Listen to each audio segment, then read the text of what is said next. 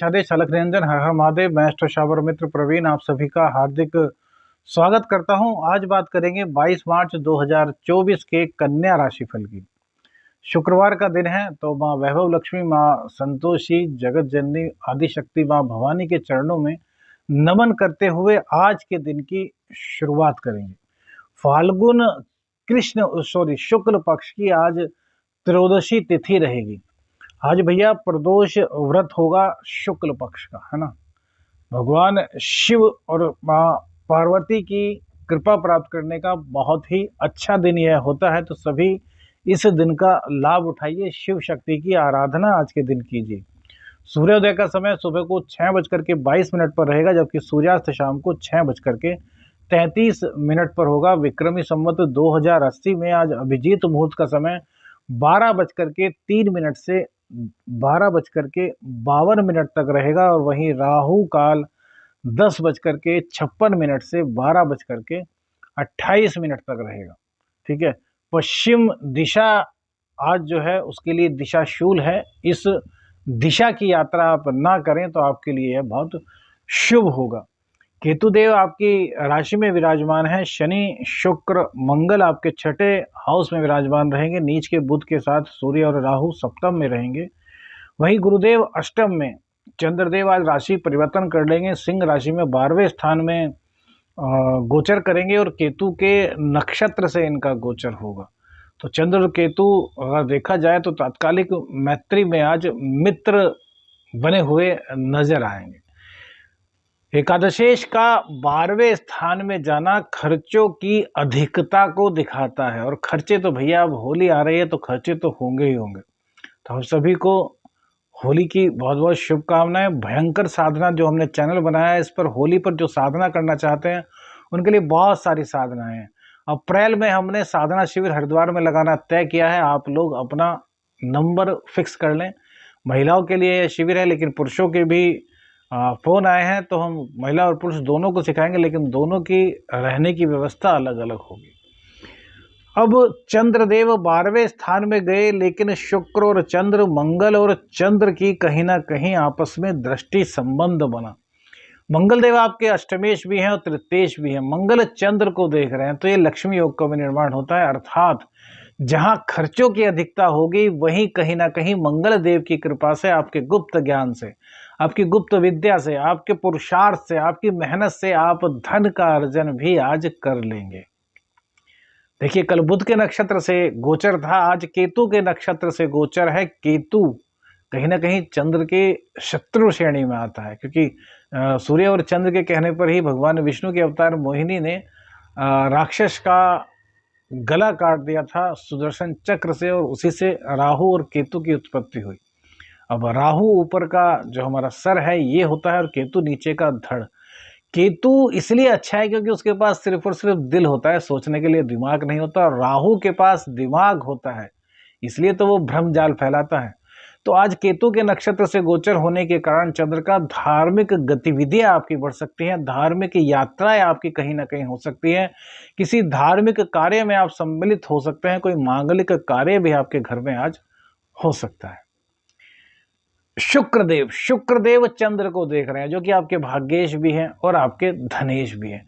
तो यहाँ भी स्थिति शुक्रदेव की तरफ से अच्छी बन जाएगी। शुक्रदेव की वजह से हम बता रहे थे कि स्थिति अब बिगड़ रही है, लेकिन आज यहाँ स्थिति पॉजिटिव रहेंगी, क्योंकि शुक्रदेव छठे स्थान में कारक होते हैं। भाग्येश का छठे स्थान में जाना अच्छा नहीं, लेकिन आज चंद्र यानी कि जो आपके एकादशेश हैं उनसे इनका संबंध ये अच्छा हो जाएगा। लेकिन मन में चंचलता लाएंगे, वासना की अधिकता कहीं ना कहीं रहेगी, विपरीत के प्रति आपका आकर्षण बढ़ेगा, जो कि आपके बीमारियों का सूचक आपको कहीं ना कहीं बना सकता है, क्योंकि शुक्रदेव छठे स्थान में बैठे हैं। मंगल देव यहाँ पर बैठे हैं, तो कारकत्व तो हैं, और रोगों से लड़ने की आपको इम्यूनिटी शक्ति तो वो देंगे, प्रदान करेंगे। शनिदेव भी यहाँ पर आपको सपोर्ट करेंगे, उदय हो चुके हैं। लेकिन भैया शुक्र क्या है कि शुक्र कहते हैं कि शुक्र हमेशा सुख ही देते हैं, अर्थात जब उसे दुख देना होता है तो भी वो सुख के रास्ते से ही ले जाते हैं। अब कैसे? अब जैसे कि वासना की अधिकता को ही ले लीजिए, इसका अंत परिणाम क्या होता है? वासना की तो आपको शारीरिक सुख महसूस हुआ, लेकिन उसका अंत अति क्या होगी? आपका शरीर जीर्ण शीर्ण हो जाएगा, आपको हो सकता है कोई बहुत बड़ा रोग लग जाए, हो सकता है आप गाड़ी में जा रहे हैं ना, आपकी बहुत अच्छी गाड़ी है और आप शुक्रदेव को आपको दुख देना है।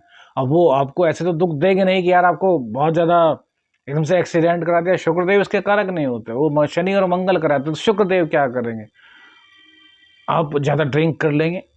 और ड्रिंक करना बहुत से लोगों के लिए मस्ती होती है, जबकि हम कहते हैं कि बहुत छोटी सी मात्रा यदि आप लें तो वो दवाई का काम करती है। भैरव बाबा को भी शराब चढ़ाई जाती है, माँ काली को भी शराब चढ़ाई जाती है। शराब बुरी नहीं, उसकी अति बुरी है। तो क्या करेंगे शुक्रदेव, जब उनको सुखों से दुख देना होगा तो ज़्यादा ड्रिंक करा देंगे। ज़्यादा ड्रिंक करके आप डिसबैलेंस हो जाएंगे और अपनी लग्जरी गाड़ी का ही एक्सीडेंट कर बैठेंगे। हो सकता है उसमें आपको ज़्यादा चोट आ जाए, आपकी गाड़ी टूट फूट जाए पूरी तरीके से।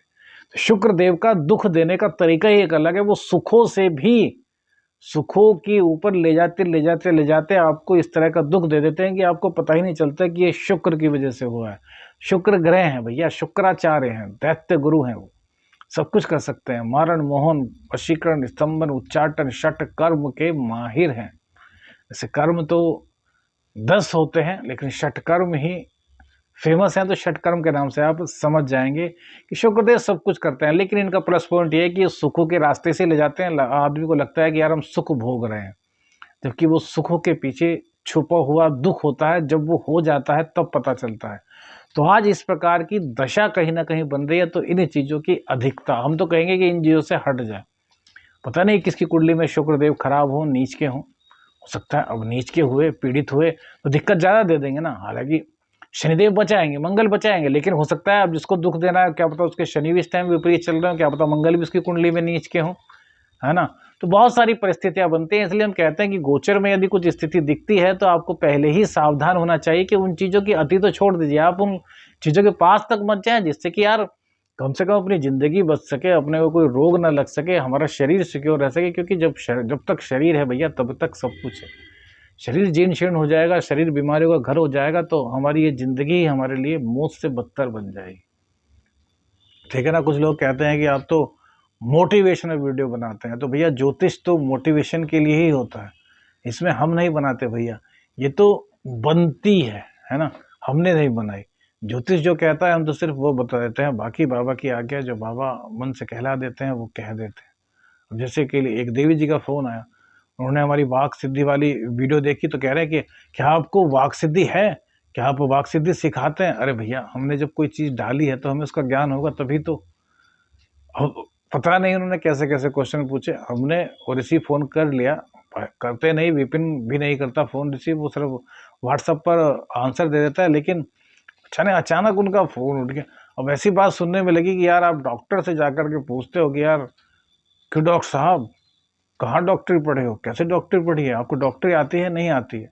अरे भैया, जब आपको यह नहीं पता कि उसको डॉक्टरी आती है नहीं आती तो आप उसके क्लिनिक में क्यों गए, आपने उसकी फीस जमा क्यों की, बताइए। तो ये कहीं ना कहीं ग्रह चाल होती है। हो सकता है वो देवी जी बहुत इंटेलिजेंट हैं, हो सकता है वो देवी जी खुद डॉक्टर हो या फिर कोई बहुत बड़ी साधक हो, क्या पता परीक्षा लेने आई हो। लेकिन जो बात करने का लहजा हुआ वो कहीं ना कहीं यह जताता है कि बुध जो इस टाइम नीच के चल रहे हैं, राहु के साथ चल रहे हैं, वो आपके माइंड को डिस्टर्ब किए हुए हैं। और ये आप सभी लोग लिख सकते हैं, जो भी कन्या राशि वाले लोग हैं, कहीं ना कहीं किसी का ज़्यादा तो किसी का कम। कुंडली में किसी का बुध बहुत अच्छा होगा तो उस पर बहुत कम असर पड़ेगा, किसी का बहुत खराब होगा तो उस पर बहुत ज़्यादा असर पड़ेगा। लेकिन भैया सम अवस्था नहीं रहेगी जो होनी चाहिए, कहीं ज़्यादा कहीं कम असर तो होना ही है। क्योंकि नीच के बुध हैं और राहु से ग्रसित हैं, तो कैरियर भी कहीं ना कहीं दाव पर लगा है। कहीं ना कहीं आपका व्यक्तित्व यानी कि आपका स्ट्रक्चर भी कुछ ना कुछ बीमारियां, कुछ शरीर में जोश की कमी, आलस्य कापन, सोचने समझने की वो जो हमारी एक ताकत थी वो कहीं ना कहीं में लग रही है यार कम हो गई। हमारी जो एनर्जेटिक पावर, जो हमारे पुरुषार्थ था उसमें लग रहा है कि कमी हो गई, जबकि मंगल छठे में है। क्यों भैया, क्यों? क्योंकि सबसे ज़्यादा इफेक्ट हमारे राशि के स्वामी का होता है, और राशि का स्वामी ही इस वक्त नीच राशि में है। और भैया राहु के साथ है, राहु और बुध का जड़ योग होता है और यह बुद्धि को भ्रमित किए रहता है, वो ही हो रहा है। तो हम आपको उसी से बाहर निकालना चाहते हैं कि हरी घास पर चलिए, गणपति जी की आराधना कीजिए।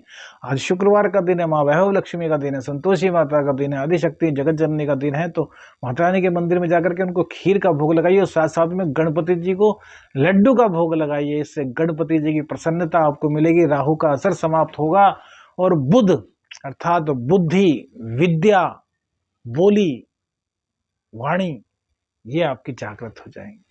कैरियर को लेकर के थोड़ी सी दिक्कत होगी जो हमने बताया है, तो वो बुध का उपाय करें। राहु का उपाय करने के लिए हमने आपको पहले से ही कह चुके हैं कि उपाय करना जरूरी है। टॉयलेट्स को साफ कीजिए, रोजाना टॉयलेट को साफ कीजिए। जिनकी कन्या राशि है, बुध सप्तम में चल रहा है, तो आपको दाम्पत्य का सुख मिलेगा। कहीं ना कहीं आपके पार्टनरशिप में गड़बड़ी आ रही थी तो वो सुधरेगी। कहीं ना कहीं यदि पति पत्नी के शैया सुख में कमी थी तो उसमें भी कुछ कुछ सुधार आएगा। हालांकि बृहस्पति जब चेंज होंगे तब ये दिक्कतें बहुत कम होंगी, लेकिन अभी तक तो भैया स्थिति बनी हुई है। अब सूर्य भी यहाँ पर आ गए हैं तो पति पत्नी के संबंध में दिक्कत आना, पति या पत्नी का बीमार हो जाना, इस तरह की दिक्कतें चलेंगी। तो सूर्य देव को अर्घ देते रहिए। शिक्षा का मामला आपका अच्छा है यदि आप विपरीत लिंग के प्रति अट्रैक्ट नहीं होते। गुरुदेव आपके अष्टम भाव में बैठकर आपको बता रहे हैं कि क्या सही है क्या गलत है। उसका निर्धारण आप बशर्ते यदि धार्मिकता से जुड़े हैं तो आपको हर चीज़ का ज्ञान है कि यार क्या गलत है क्या सही, इसको आप पहचान लीजिए। हाँ, और जो भयंकर साधना चैनल है इस पर होली की साधनाएं दी गई हैं, इसको जरूर देखिएगा। इस चैनल को अपना प्यार दीजिएगा जिस प्रकार से आपने अष्टोशावर मंत्र को अपना प्रेम दिया है। आज की एक खास बात आपको बताते हैं जिससे कि आप बहुत सारी दिक्कतों को दूर कर सकते हैं। चंद्रदेव सूर्य की राशि में है, सूर्य देव गुरु की राशि में है, गुरुदेव मंगल की राशि में है और मंगल देव शनि की राशि में है। सारे ग्रहों का जो पूरा निचोड़ आ गया वो आ गया शनिदेव पर। ठीक है, तो आज जरूरतमंदों की सहायता कीजिए, जरूरतमंदों को कुछ भोजन खिलाइए। जरूरतमंदों को, जो जरूरतमंद है उनकी बात कर रहे हैं, जो गरीब है और वास्तव में जरूरतमंद है, कम से कम उनके पास जाकर के उनका दुख दूर करने की सामर्थ्य नहीं, उनके पास बैठिए और उनसे बात कीजिए, पूछिए क्या दुख है और उन्हें सामर्थ्य अनुसार ढांढस दीजिए कि भैया जल्द ही जैसे ही मेरा अरेंजमेंट होता है तो मैं कुछ ना कुछ आपकी हेल्प करूँगा। एकमात्र यह उपाय आपके आज पूरे दिन की जितनी हमने परेशानियां बताई हैं उन सब का निवारण कर देगा। आदेश आदेश अलख निरंजन, हर हर महादेव।